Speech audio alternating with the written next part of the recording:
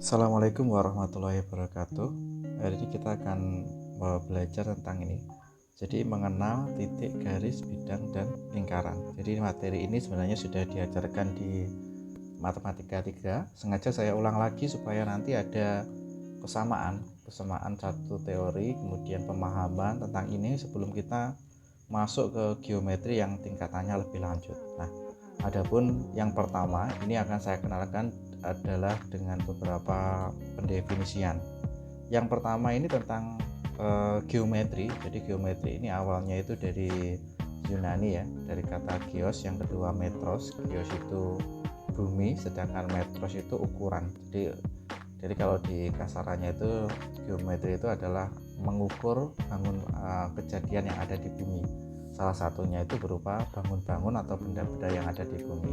Nah, baik, untuk awal ini saya mulai dulu dengan mengenalkan yang namanya titik.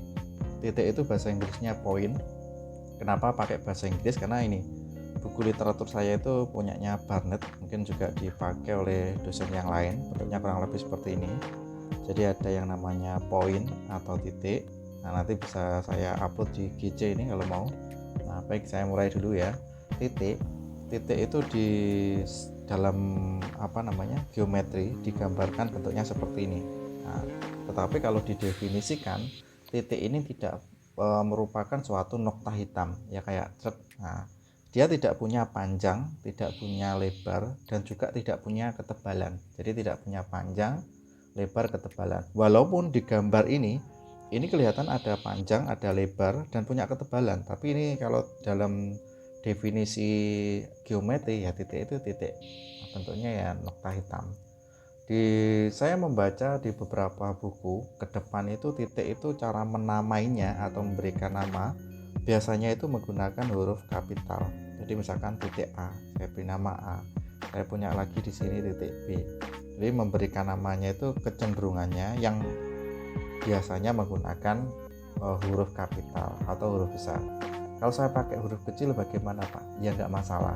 Tapi yang umum, jadi yang umum itu di berbagai buku itu menggunakan huruf kapital dalam menuliskannya. Nah, setelah itu nanti juga dikenal dengan nama, ada lagi yang namanya garis atau line. Jadi line, garis itu ada buahnya ya. Jadi contoh garis yang pertama itu ada yang bentuknya seperti ini. Ini namanya garis lurus. Dia ada yang namanya dinamakan dengan garis lurus. Kemudian nanti juga ada yang bentuknya kayak gini. Nah, cuma ini agak kurang proporsional ya gambar saya, karena pakai HP. Ini biasanya dikenal dengan nama garis melengkung. Nah, jadi ada yang namanya garis lurus dan juga ada yang namanya garis melengkung. Dan bahkan ada yang bentuknya seperti ini, atau yang kayak gini, waru. Nah, ini namanya juga garis. Nah, jadi intinya itu garis itu kalau di dalam geometri itu adalah suatu kumpulan titik-titik yang dia itu punya panjang tetapi tidak punya lebar atau tidak punya ketebalan. Jadi hanya seret atau hanya bentuknya seperti ini. Bentuknya kayak gini aja. Jadi ini ada ketebalan Pak, ya digambar aja.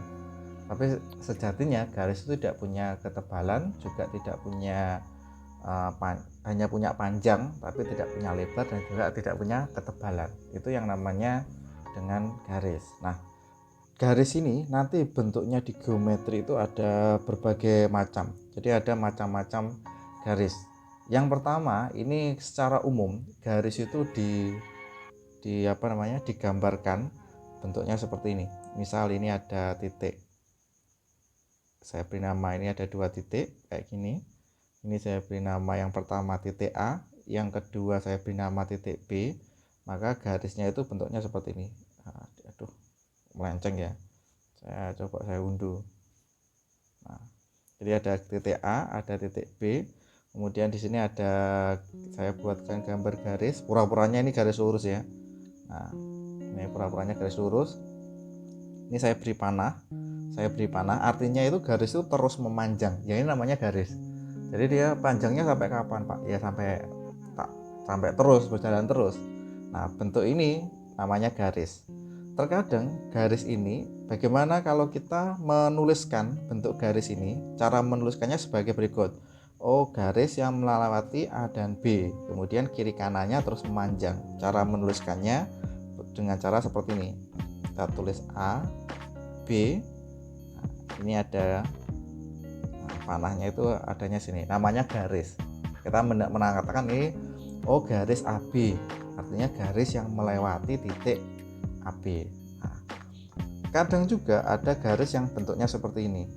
Ini misalkan saya beri nama titik, ada 2 titik ya. Yang pertama ini saya beri nama titik C, yang kedua itu titik D. Nah, tapi garisnya bentuknya seperti ini. Nah, ini kalau ditulis, artinya dituliskan garis melengkung yang melewati CD. Cara menuliskannya sebagai berikut. C, D, atasnya CD itu ada garis melengkung. Nah, kalau tergantung, kalau misalkan dia terus memanjang ya, oh ini terus memanjang ke depan ya, ini tinggal diberi tanda panah. Nah, ini namanya garis melengkung CD. Nah, jadi kita bisa mengatakan ini namanya, jadi yang pertama AB ini garis lurus AB, kalau ini nuliskannya garis melengkung CD. Nah, bisa dipahami tentang penamaannya. Mungkin biar lebih enak saya beri tulisan di sini ya. Ini namanya, bacanya ya, garis lurus AB. Nah, kalau ini kita bacanya garis melengkung CD. Ya, terus bacanya di sini. Selain garis lurus dan garis melengkung, itu ada lagi bentuk yang lain dari garis itu. Nah, biasanya dikenal dengan kata ray. Ray itu artinya sinar. Ciri-cirinya seperti ini. Ini misalkan ada garis lagi di sini, ada titik. Ini titik E, kemudian ada lagi di sini titik F. Nah, kemudian saya tarik garis melewati titik E dan titik F. Tapi di sini nggak berpanjang, dia terusnya kayak gini. Nah, ini namanya sinar garis, yaitu suatu garis yang ada titik pangkal. Titik pangkal itu garisnya berhenti dan terus memanjang melewati titik yang lain. Ini namanya sinar garis. Cara menuliskannya seperti ini. EF, kemudian atasnya itu ada tanda coret. Nah, ini kalau dibaca, kita bacanya itu adalah sinar garis EF. Nah, jadi ada macamnya garis itu ada seperti itu. Jadi saya tekankan, bagaimana kalau kita menuliskan garis yang ini dalam simbol matematik. Nah, jadi misalkan garis AB, cara menuliskannya kayak gini. Garis melengkung CD, CD seret. Sehingga nanti ketika di soal matematik garis melengkung CD, sampai harus paham, oh kira-kira bayangannya seperti itu. Sinar garis EF, cara menuliskannya sebagai berikut. Ini beberapa jenis dari garis. Nah, kurang lebih seperti itu. Selain garis, nanti ada yang namanya bidang. Jadi bidang itu adalah, kalau garis tadi punya panjang ya, tidak punya ketebalan. Nanti bidang itu adalah suatu bangun yang dia itu punya panjang dan punya lebar, tapi tidak punya ketebalan. Contohnya ke depan itu ada yang bentuknya kayak gini. Nah, ini bidang segi 4. Nah, cuma bidang ini terbatas kalau yang ini. Jadi ini bidang terbatas segi 4. Nah, tapi kalau yang namanya bidang secara umum, dia lebar. Nah, bentuknya kayak gini. Dia punya panjang, memiliki panjang dan juga memiliki lebar ini, tetapi tidak punya ketebalan. Itu yang namanya bidang. Nanti kalau punya ketebalan namanya bangun. Jadi kalau ini ruas garis ya, bidangnya belum saya beritahu. Nanti biar saya catat sendiri nanti di sini. Jadi ada lagi yang namanya bidang. Saya hapus dulu lah biar catatannya bagus. Jadi ini ada lagi yang namanya bidang. Nah, kalau bidang itu dia punya panjang, contohnya kayak gini, punya panjang, punya lebar, tetapi tidak punya ketebalan. Itu yang namanya dengan bidang. Jadi ada lagi yang namanya bidang, yaitu suatu bangun yang dia punya panjang, kemudian punya lebar, punya panjang, kemudian punya lebar, tidak punya ketebalan.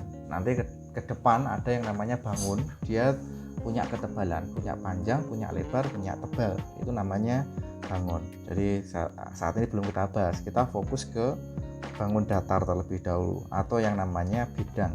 Jadi kita namakan bidang atau biasanya dinamakan dengan bangun datar. Nah, salah satu dari bagian bidang ke depan, contoh yang seperti ini, contoh yang bentuknya segi empat kayak gini, nanti di dalam bidang ini dia dibatasi oleh yang namanya segmen atau ruas garis. Jadi bedanya sinar garis, kemudian ada lagi istilah segmen atau ruas garis. Ruas garis seperti ini. Jadi kalau ada dua titik kayak gini, misal saya beri nama titik A, titik B, kemudian ada garis yang melewati A dan B. Ini kita tulis dengan tulisan seperti ini, AB, seret, berarti bacanya ruas garis AB. Jadi ruas garis AB itu adalah ini panjang dari suatu garis yang dia itu punya ujung atau punya pangkal. Pangkalnya itu titik A dengan titik B, jadi punya dua ujung, dia enggak terus berjalan. Itu namanya ruas garis. Nah, nanti di dalam antara A dan B ini dia mempunyai yang namanya panjang. Panjangnya ini banyak cara. Ada yang menuliskannya dengan simbol aja. Nah, panjangnya itu biasanya menggunakan huruf kecil. Kadang ada juga yang menuliskannya dengan menggunakan bentuk yang seperti ini, AB. Nah, bedanya itu adalah di sini. Kalau AB saja, AB ada tanda coretnya di atas ini bacanya adalah, bacanya itu sebagai berikut. Kita membacanya ini adalah ruas garis AB. Nah, kalau AB di sini yang kecil ini, yang AB tanpa ada tanda coret, ini adalah panjang ruas garis AB. Jadi ada bedanya. Nah, biasanya AB ini punya kecenderungan, ini panjangnya 5 cm, berarti AB 5 cm. Jangan menulis AB coret sama dengan 5 cm. Nah, itu yang salah. Jadi kalau ada yang menulis seperti ini, AB sama dengan 5 cm. Nah, ini contoh yang salah. Jadi yang punya panjang itu tidak kita beri coret di atasnya, sehingga nanti kalau ada bangun, panjang A, panjang B, bentuknya seperti itu. Nah, di dalam ruas garis atau line segmen ini nanti ada beberapa yang perlu dijelaskan. Yang pertama itu nanti ruas garis ini biasanya itu akan dibagi menjadi beberapa ruas garis yang kecil. Contohnya saya punya garis ini, saya punya garis thread. Nah, misalkan punya garis EF. Nah, nanti itu dia akan dibagi, jadi akan dibagi menjadi beberapa titik atau beberapa garis yang lain. Jadi dia akan dibagi menjadi beberapa garis yang lain. Jadi misalkan ini kayak gini. Nah, nanti di tengah-tengahnya ini juga akan simbolkan, misalkan ini panjang E dengan titik yang depan ini. Nah, titik depan itu saya beri kode titik 1, titik 2. Nah, misalkan E1 itu panjangnya adalah A, 12 panjangnya B, 2F panjangnya adalah C. Kalau begitu panjang EF berapa? Ya A tambah B tambah C. Jadi cara mencarinya seperti itu. Nah, yang berikutnya biasanya A. Sehingga dari sini kalau dituliskan, kalau dibunyikan berarti panjang EF itu sama dengan panjangnya A. Jadi kalau A seperti ini, A kecil ini berarti panjangnya A. Panjangnya A ditambah panjangnya B ditambah dengan panjangnya C. Jadi itu caranya seperti itu. Nah, setelah itu nanti ruas garis itu banyak sekali bentuknya. Jadi banyak sekali bentuknya, sehingga nanti ada beberapa contoh ya. Misalnya seperti ini. Aduh, ini ada lingkarannya ini. Bentar ya. Ini saya pause. Baik, yang berikutnya gini. Jadi ruas garis ini ada beberapa bentuk nanti ke depan. Jadi ruas garis ini mempunyai beberapa bentuk.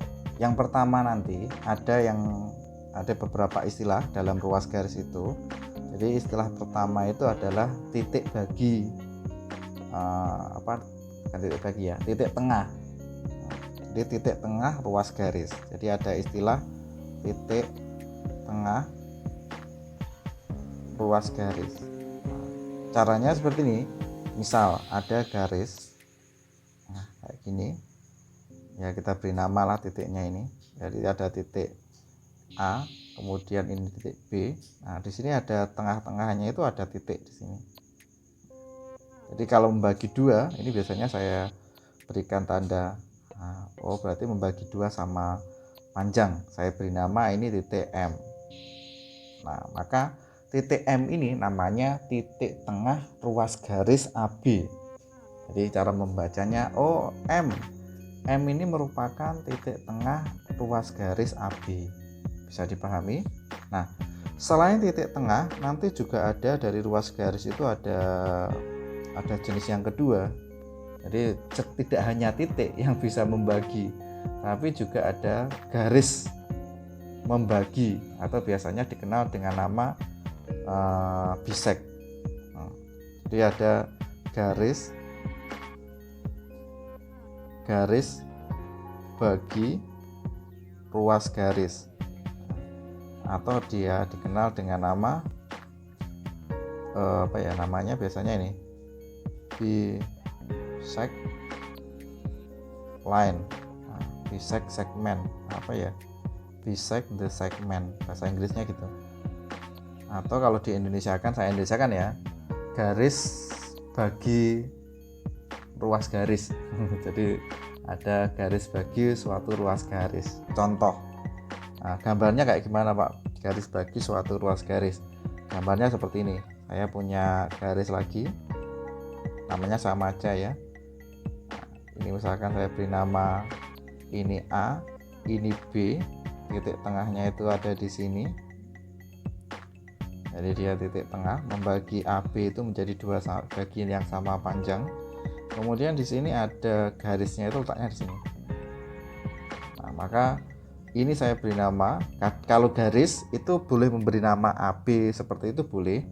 Kadang juga memberikan namanya itu tidak pakai AB, tapi dia menggunakan huruf kecil.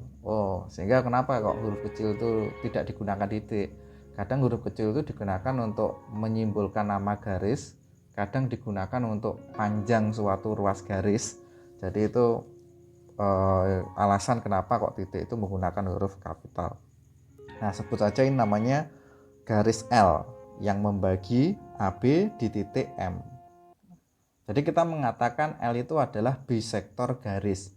Jadi ada yang mengatakan dia bisektor garis AB. Jadi kalau ada istilah bisektor garis AB, itu adalah suatu garis yang membagi ruas garis menjadi dua bagian yang sama panjang. Namanya bisektor garis AB atau bisektor ruas garis AB. Panjangnya seperti itu.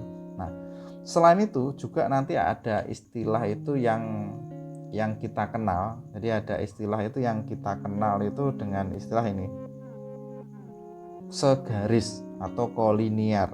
Jadi ada istilah yang berikutnya, yaitu istilahnya itu adalah segaris. Bahasa Inggrisnya kolinier. Nah, jadi kapan 2-3 titik? Ini biasanya melibatkan tidak 2, tapi yang kalau segaris itu sudah 3 titik. Jadi seperti ini contohnya. Misal saya punya titik, ada 3 titik ini. 1, 2, 3. Saya beri nama titiknya itu adalah titik A, titik B, dan titik C. Titik ABC ini adalah titik yang segaris. Itu dinamakan segaris. Kenapa?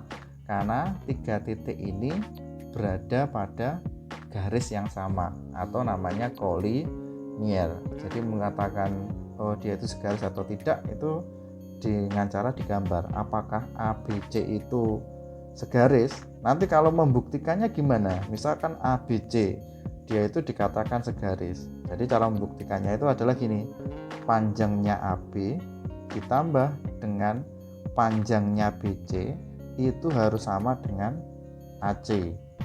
Jadi ruas garis yang terpanjang itu merupakan jumlah dari panjangnya dua garis sisanya yang kecil-kecil. Itu untuk membuktikan kalau ABC itu pada ruas garis yang sama, atau berlaku sebaliknya. Kalau diketahui AB tambah BC tambah AC, nah itu sama, maka garis di dalam suatu garis, maka ABC itu merupakan garis yang kolinier atau segaris. Jadi cara membuktikannya itu seperti ini. Nah, baik, selain itu nanti garis itu ada yang namanya garis itu panjangnya sama, atau biasanya dikenal dengan kata kongruen. Saya tulis di mana ini? Saya tulis di sini aja ya, maaf. Catatannya nggak karu-karuan. Jadi ada istilah yang berikutnya itu adalah istilah kongruen. Kongruen itu dimaknai dengan garis yang mempunyai panjang yang sama.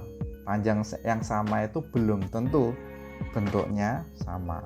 Contohnya Pak, contohnya seperti ini kalau digambar. Saya punya dua garis. Misal ini punya bukan garis dua garis ya. Saya punya dua ruas garis. Ini saya beri nama A, B. Panjangnya itu adalah 5 satuan. Nah, garis yang berikutnya itu ada lagi, garisnya bentuknya seperti ini, C, D. Ini garisnya adalah CD, panjangnya juga sama 5 satuan. Maka kita mengatakan AB itu kongruen. Kongruen itu karena mempunyai panjang yang sama. Cara menuliskannya sebagai berikut. Cara menuliskannya, kapan dua garis itu dikatakan kongruen? Cara menuliskan kongruen seperti ini. Kita tulis di sini ya. AB, ruas garis AB kongruen dengan CD. Cara menulis kongruen itu seperti ini. Ada kayak melengkung gini bawahnya. Nah, kalau nggak salah kayak gitu. Ralat. Ini sama dengan atasnya ada melengkung. Jadi ini namanya kongruen. AB kongruen dengan CD. Nah, panjangnya sama, bentuknya enggak sama.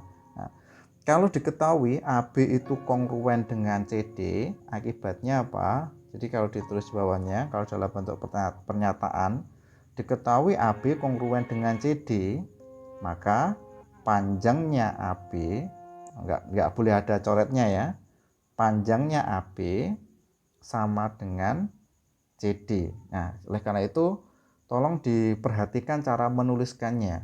Jadi kalau ruas garis ada, berarti kalau AB berarti kita membicarakan ruas garis.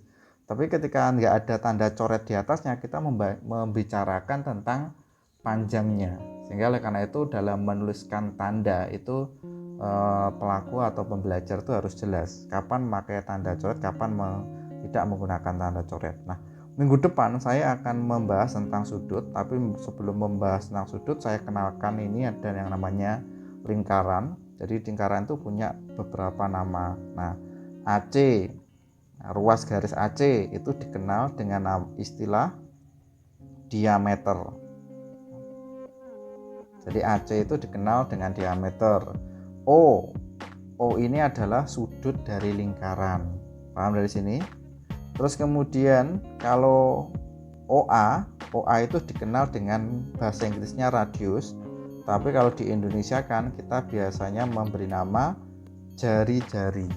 Nah, kemudian ada lagi istilah ini, AB itu yang garis yang menghubungkan dua titik pada lingkaran. Itu dikenal dengan kata chord. Chord itu bahasa kalau art itu busur ya. Chord itu bahasa Indonesianya itu adalah apa ya? Kok saya lupa ya. Chord itu ya sementara chord dulu aja ya. Chord.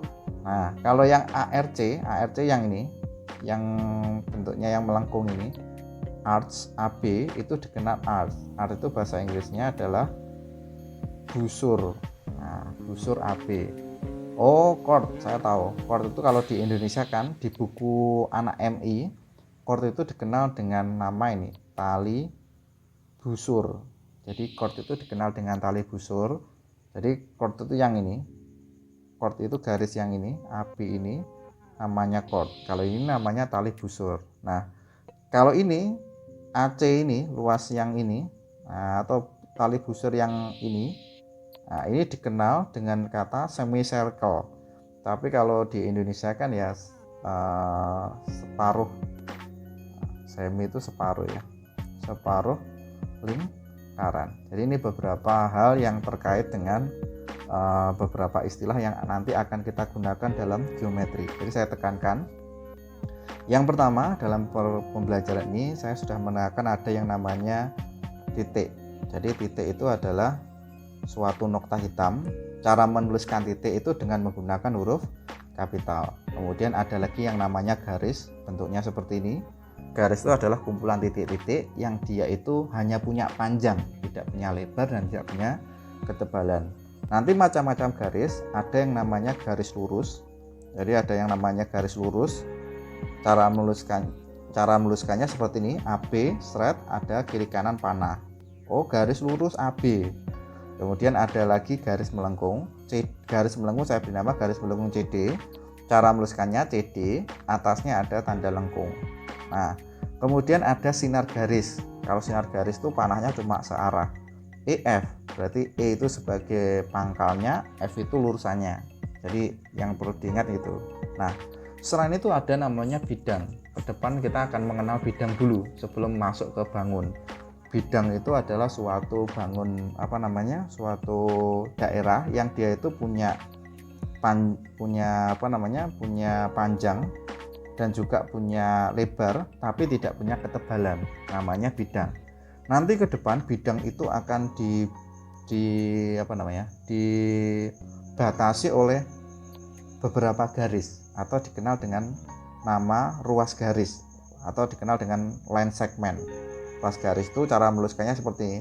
Ruas garis AB, AB straight, atasnya itu enggak ada panahnya. Ini bacanya ruas garis. Kalau AB berarti kita ngomong garis.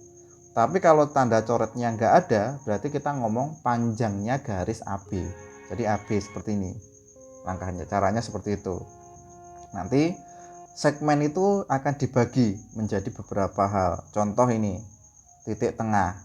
Jadi ada titik tengah ruas garis atau M. M ini dinamakan, M itu adalah titik tengah garis. Jadi titik tengah dinamakan titik tengah ruas garis.